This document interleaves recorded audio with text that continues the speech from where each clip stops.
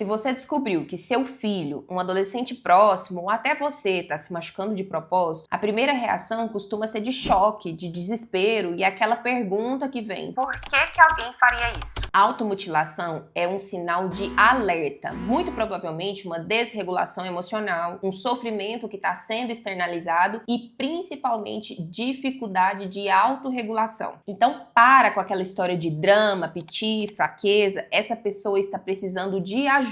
Se você quer entender mais sobre saúde mental de forma clara, se inscreve aqui no canal e encaminha esse vídeo para alguém que está precisando de ajuda. A ideia aqui é entender sobre saúde mental e psiquiatria de forma clara e sem julgamento. A automutilação, na maior parte dos casos, não tem como objetivo acabar com a própria vida, mas ela é sempre um sinal de alerta. Ela costuma ser uma forma de aliviar sintomas, uma dor muito intensa, algo interno que a pessoa não está conseguindo regular sozinha. E aí, quando essa emoção fica intensa demais, a automutilação acaba sendo um mecanismo de fuga ou uma forma de aliviar artificialmente ou momentaneamente aquela sensação ruim. E eu já ouvi no consultório de pacientes que muitas vezes se automutilam não só em situações de dor, de tristeza ou de uma sensação ruim, mas até em situações de emocionalidade extrema, inclusive em situações de euforia. A dificuldade de autorregulação pode ser tamanha que a única solução, a única forma de alívio é com automutilação. Quando alguém se machuca, o cérebro produz algumas substâncias que podem gerar um alívio momentâneo. O grande problema disso é que esse alívio cria um ciclo. Uma dor emocional intensa gera um ato físico que gera uma sensação de alívio momentânea, consequentemente culpa e depois uma nova dor psíquica. Por trás da automutilação pode existir ansiedade intensa, depressão, outros tipos de adoecimento, dificuldade de expressar as emoções e, claro, de lidar com elas. Pode existir também uma necessidade de punição, como uma autoflagelação, uma sensação de culpa que gera no indivíduo essa necessidade ou essa ideia de que ele precisa ser punido. E quase sempre é uma pessoa que, na verdade, não aprendeu a pedir ajuda. Mas existe aqui uma coisa muito importante que quase ninguém fala. Muitas vezes a gente vai ouvir dessas pessoas que se automutilar virou um vício e que é muito difícil controlar. E sabe por que isso acontece? Lembra que lá atrás a gente falou que essa sensação de dor gera um alívio momentâneo? Isso acontece porque quando algo nos machuca ou provoca dor, o nosso cérebro produz uma série de neurotransmissores: endorfina, serotonina, noradrenalina e GABA. Todos esses neurotransmissores atuam diretamente na tentativa de aliviar aquela sensação de dor, mas indiretamente também geram uma sensação de bem-estar. E tudo aquilo que gera sensação de bem-estar ou alívio rápidos podem ativar o nosso sistema de recompensa. Complexo, né? Mas por que é importante a gente entender isso? Porque com o tempo esse comportamento pode se tornar uma compulsão ou até um vício, se tornando cada vez mais difícil de controlar e até de parar. E pior ainda, o nosso sistema de recompensa acaba criando uma acomodação para esse estímulo. Então, cada vez é necessário um estímulo mais significativo, mais intenso, para gerar a mesma sensação de alívio. E é aí que a gente começa a associar a automutilação com tentativas de suicídio. Com tudo isso entendido, como é que a gente pode suspeitar que isso pode estar acontecendo dentro da nossa casa? Então, crianças ou adolescentes que estão ali muito isolados socialmente, ficando só dentro do quarto ou usando sempre roupas de frio, mesmo num calor intenso, mudanças bruscas de humor, vergonha excessiva ou muita dificuldade de falar sobre sentimentos ou de entender o que está passando, o que está acontecendo. E mais importante de ficar tentando entender isso como um detetive é abrir espaço para o diálogo, sem crítica, sem julgamento, de verdade estar disposto a ouvir. Frases como "isso é coisa da sua cabeça", ou "é você querendo chamar atenção", ou aquele sermão toda vez que a criança ou o adolescente tenta te contar alguma coisa, só fecha as portas para conversa. O fato é, a automutilação precisa ser identificada e ser cuidado por um profissional. Aqui é necessário muita psicoterapia e um psiquiatra para fazer diagnóstico diferencial. A gente precisa identificar ansiedade, depressão e outros transtornos que justifiquem esse comportamento ou que nos acendam um alerta para quadros mais graves. O foco aqui não é diretamente somente impedir o comportamento, mas é ensinar para esse indivíduo outras estratégias, outras formas de se regular e de controlar essa emocionalidade. Se você está passando por isso ou conhece alguém que esteja, saiba que existe tratamento. Ninguém se machuca porque quer sofrer. Geralmente é porque ainda não sabe que é possível ou não consegue ainda lidar com o próprio sofrimento. Se esse tema é importante para você, compartilhe esse vídeo com alguém que também pode estar precisando. E lembre-se, procurar ajuda não é fraqueza, é cuidado.